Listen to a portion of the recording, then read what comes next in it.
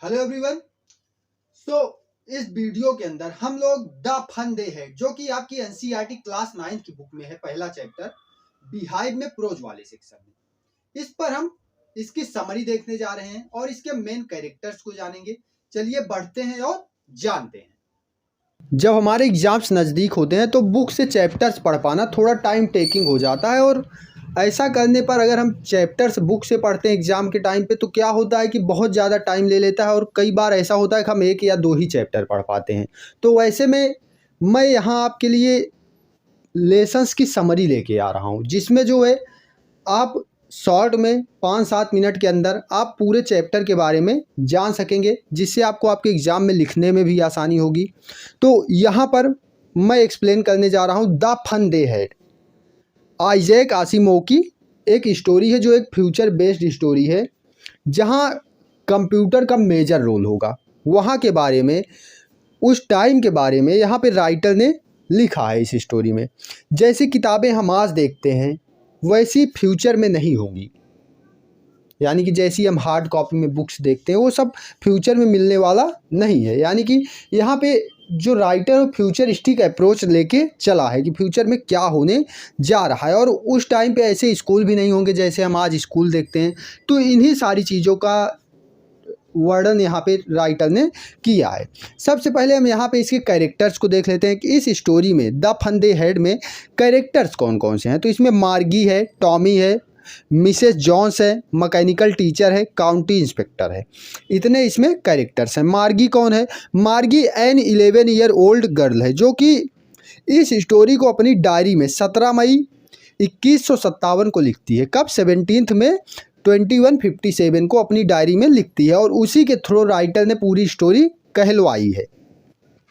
और टॉमी कौन है? टॉमी मार्गी का ब्रदर है जो 13 ईयर ओल्ड बॉय है, और उसे ही ये रियल बुक प्राप्त होती है, रियल बुक मिलती है जिस पर इसमें चर्चा की गई है इस स्टोरी के अंदर। और मिसेस जोन्स मार्गी की मदर हैं। मैकेनिकल टीचर, वह रोबोटिक कंप्यूटर है जो मार्गी को और टॉमी को पढ़ाता है। काउंटी इंस्पेक्टर कौन है? जो मैकेनिकल टीचर को रिपेयर करता है, यानी कि जब मैकेनिकल टीचर ख़राब हो जाता है, वो गलत काम देने लगता है बच्चों को, तो उसे सही करने के लिए जिसे बुलाया जाता है उसे काउंटी इंस्पेक्टर कहते हैं। समरी की ओर बढ़ते हैं, समरी देख लेते हैं। तो यह स्टोरी 17 मई 2157 को मार्गी द्वारा उसकी डायरी में लिखी जाती है। ठीक है, अब हम देख रहे हैं कि अभी हम कहाँ हैं? 2023 में हैं। कहाँ हैं? 2023 में। और ये स्टोरी कब लिखी जा रही है? 2157 में।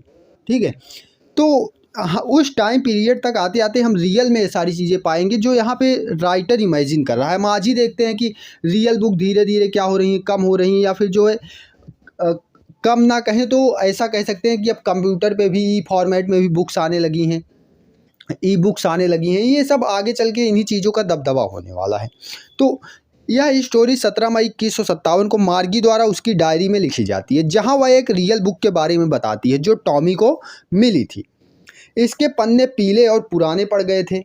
वे लोग ऐसी किताब से वर्ड्स पढ़कर सरप्राइज्ड थे, यानी कि जिसमें वर्ड्स चल नहीं रहे थे। वर्ड जो थे वो नॉन मूवेबल थे, वो मूव नहीं कर रहे थे। और जबकि जो उनकी कंप्यूटर बुक्स होती है उस पर वर्ड्स क्या होते हैं? वो मूव करते रहते हैं। तो ऐसी बुक देखकर मार्गी और टॉमी दोनों लोग सरप्राइज थे। और वहाँ पर मार्गी का स्कूल जो है वो उसके बेडरूम से नेक्स्ट रूम है, यानी कि बगल वाला कमरा है, जिसमें वह जाना भी पसंद नहीं करती। वहाँ एक ऐसा टीचर है जिसके सिस्टम में खराबी आ गई है। क्या हो गया उसका?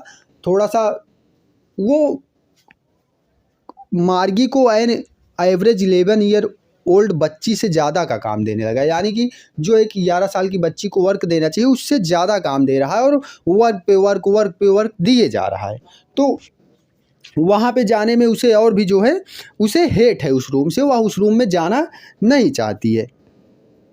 लेकिन टॉमी वो बुक लेकर आता है और उसे बताता है कि सेंचुरीज एगो मतलब शताब्दियों पहले ऐसे स्कूल नहीं होते थे, बल्कि एक बिल्डिंग होती थी। कैसे स्कूल नहीं होते थे? जैसे घर में ही स्कूल है, घर में ही बेडरूम है, मतलब ऐसा नहीं होता था कि बेडरूम से बगल निकलो चले जाओ स्कूल वाले कमरे में, ऐसा नहीं होता था। मतलब आज के टाइम की बात हो रही है कि वहाँ पर एक बिल्डिंग होती थी जहाँ बच्चे अपने घर से निकल कर जाया करते थे और वहाँ पर एक ह्यूमन टीचर होता था जो बच्चों को पढ़ाता था। ऐसा टॉमी और मार्गी को उस बुक में देखने को मिलता है। और वे लोग ये डिस्कशन कर ही रहे होते हैं कि मार्गी की मदर जो है वो काउंटी इंस्पेक्टर को बुलाकर उसके मैकेनिकल टीचर को सही करवा देती है। यानी कि अब क्या है, अब जो काउंटी इंस्पेक्टर आ चुका है और मैकेनिकल टीचर उनका मार्गी का सही हो चुका है। अब क्या होगा, अब वो सही हो चुका है और वेट कर रहा है कि मार्गी आए और फिर मैं इसको पढ़ाऊँ और इसे काम दूँ। और टीचर सही हो चुका था, वो वेट कर रहा था कि और मार्गी पढ़ने चली जाती है और पढ़ रही है। पढ़ते पढ़ते वो सोच रही है उस पुराने टाइम की स्कूल के बारे में। यानी कि जैसे स्कूल आज होते हैं, हम लोग कहाँ जाते हैं, देखो बिल्डिंग्स में जाते हैं, ठीक है, और सारे बच्चे एक जगह जाते हैं, वहीं पे जाकर पढ़ते हैं। और जैसे कोविड के टाइम पे हुआ था, सारे बच्चे घर से पढ़ रहे थे, कोई स्कूल नहीं जाता था, वैसे ये फ्यूचर में होने वाला है। और फिर मार्गी सोचती रहती है उस टाइम के बारे में, उस टाइम के बच्चों के बारे में, और वह ये भी सोचती है कि जब बच्चे बड़े हो जाते होंगे उस टाइम के, तो अपने स्कूल डेज को कितना मिस करते होंगे। और वह लास्ट में वह सोच रही है कि she was thinking about the fun they had, यानी कि जो फन उन लोग स्कूल में किया करते थे उसके बारे में सोचती है। तो यहाँ पर हम देखते हैं कि राइटर ने किस तरीके से यह दिखाने की कोशिश की है कि जो रियलिटी है और हम जिस ओर भाग रहे हैं उसमें कितना अंतर है, कितनी बड़ी विडंबना है, कितनी बड़ी प्रॉब्लम है। इस तरीके से ये रही स्टोरी। मुझे लगता है कि अगर आप लोग इसे इंग्लिश में कन्वर्ट करके अपने एग्ज़ाम्स में लिखेंगे तो आप बेहतर परफॉर्म कर पाएंगे। और उसके बाद जो है एक चीज़ और करनी है। अब जैसे आपको समरी पता चल गई है, अब आपको अपनी बुक उठानी है या फिर आपको अपनी नोट्स उठानी है, जो स्कूल वाली नोट्स है, वहाँ से क्या करना है आपको कि जो क्वेश्चन आंसर है उसको जब आप पढ़ेंगे तो आपको ज़्यादा क्लैरिटी आएगी और आप बेटर कर पाएंगे। मिलते हैं नेक्स्ट वीडियो में। Thank you.